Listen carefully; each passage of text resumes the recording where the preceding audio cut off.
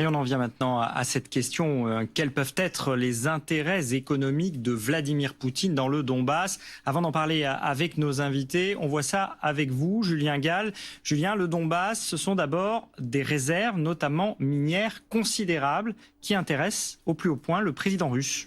Oui, tout à fait, parce que pour le président russe, ça peut être une manne économique importante. Alors, le Donbass, entre l'Ukraine et la Russie. Donbass, en fait, ça veut dire bassin houlier du Donetsk, donc Donbass. Et effectivement, le Donbass est un bassin minier, métallurgique et industriel, avec de nombreuses réserves de charbon. Alors, il y a les deux villes principales dont on parle, évidemment, Donetsk et Lugansk, avec différentes ressources. Tout d'abord pour Donetsk, qui est la plus grande ville du bassin minier, là où la croissance économique et les investissements économiques sont importants. Eh bien, les ressources à Donetsk, c'est le gaz, les centrales hydroélectriques, mais aussi le charbon. Le charbon qui, vous le voyez sur ces images, est acheminé dans la région de Donetsk. Et puis, il y a Lugansk. Alors, Lugansk, c'est une ville industrielle par excellence, en fait, qui est riche, là encore, en charbon, mais aussi en centrales thermiques, comme ici, une centrale récemment bombardée durant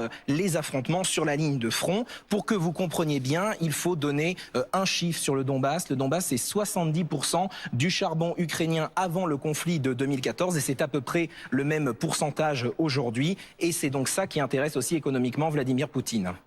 Le deuxième intérêt pour Vladimir Poutine, Julien, ça semble être de renforcer son emprise maritime. Oui, et notamment renforcer son emprise sur la mer d'Azov. Alors la mer d'Azov, c'est une petite mer qui est ici, mais qui est très importante. Elle est là aussi entre l'Ukraine et la Russie. Elle est importante parce qu'elle est largement dominée par la Russie depuis la prise de la Crimée en 2014. Et en fait, la Russie contrôle le détroit ici, qui donne accès à la mer d'Azov depuis la mer Noire.